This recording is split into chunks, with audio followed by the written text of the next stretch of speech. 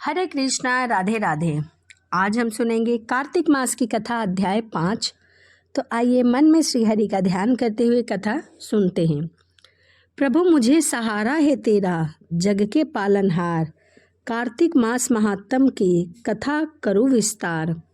राजा पृथक बोले, हे नारद जी, आपने कार्तिक मास में स्नान का फल कहा। अब अन्य मासों में विधि पूर्वक स्नान करने की विधि, नियम और उद्यापन की विधि भी बतलाइए। तभी देवर्षि नारद ने कहा, हे राजन, आप भगवान विष्णु के अंश से उत्पन्न हुए हैं, अतः यह बात आपको भी ज्ञात है। फिर भी आपको यथाचित विधान बतलाता हूँ। अश्विनी माह के शुक्ल पक्ष की एकादशी से कार्तिक के व्रत होने चाहिए, करने चाहिए। ब्रह्म मुहूर्त में उठकर जल का पात्र लेकर गांव से बाहर पूर्व अथवा उत्तर दिशा में जाना चाहिए। इसके बाद जो मनुष्य मुख शुद्धि नहीं करता, उसे किसी भी मंत्र का फल प्राप्त नहीं होता। अतः दांत और जीभ को पूर्ण रूप से शुद्ध करना चाहिए और निम्नलिखित मंत्रों का जाप करना चाहिए। हे वनस्पते, आप मुझे आयु, कीर्ति, तेज, प्रज्ञा, पशु, संपत्ति, महायज्ञ, बुद्धि और विद्या प्रदान करें। इस प्रकार उच्चारण करके वृक्ष के बाहर अंगुल की दातुन लें। दूध वाले वृक्ष के दातुन हमें नहीं लेने चाहिए।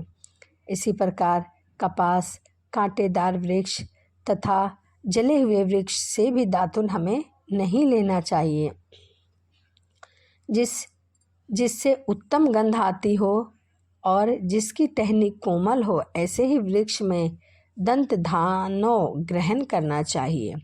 प्रतिपदा, अमावस, नवमी, छठी, रविवार को चंद्र और सूर्य ग्रहण में दातुन नहीं करना चाहिए। इसके पश्चात भली भांति स्नान करके फूल माला, चंदन और पान आदि पूजा की सामग्री लेकर प्रसन्नचित और भक्तिपूर्वक शिवालय में जाकर सभी देवी देवताओं को अर्घ्य, आचमनीय आदि वस्तुओं से पृथक पृथक पूजा करके प्रार्थना एवं प्रणाम करना चाहिए। फिर भक्तों के स्वर से स्वर मिलाकर श्री हरि का कीर्तन करना चाहिए। मंदिर में जो गायक भगवान श्री हरि का कीर्तन करने आए हों, उनका माला, चंदन, तांबूल आदि से पूजन करना चाहिए, क्योंकि देवालय में भगवान विष्णु को अपनी तपस्या योग्य दान और प्रसन्नता से करना चाहिए। परंतु कलयुग में भगवत गुणगान को ही भगवान श्री हरि को प्रसन्न करने का एकमात्र साधन माना गया है। नारद जी ने राजा पृथक से बोला, हे राजन, एक बार मैंने भगवान से पूछा कि हे प्रभु, आप सबसे अधिक कहाँ निवास करते हैं? तभी भगवान हरि ने उत्तर दिया कि हे नारद, मैं बैकुंठ या योगिनी के हृदय में सबसे अधिक निवास करता हूँ, अपितु जहाँ मेरे भक्त मेरा भजन कीर्तन करते हैं, मैं वहाँ अवश्य निवास करता हूँ।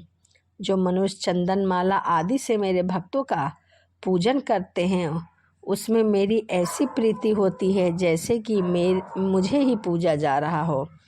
नारद जी ने फिर कहा, शिरीष, धतूर, किरजा, चमेली, केसर, कंदार और कटहल के फूल और चावलों से भगवान विष्णु की पूजा नहीं करनी चाहिए। अड़हल, गंध, गिरीश, चूही, मालती और केवड़ा के पुष्पों से ही भगवान शंकर की पूजा नहीं की जाती है।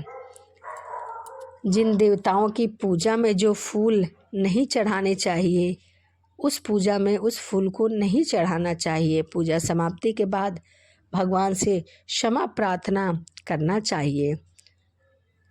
कहना चाहिए, हे सुरेश्वर, हे देव, न मैं मंत्र जानता हूँ न क्रिया, मैं भक्ति से भी हीन हूँ। मैंने जो कुछ भी आपकी पूजा की है, उसे आप पूर्ण रूप से स्वीकार करिए।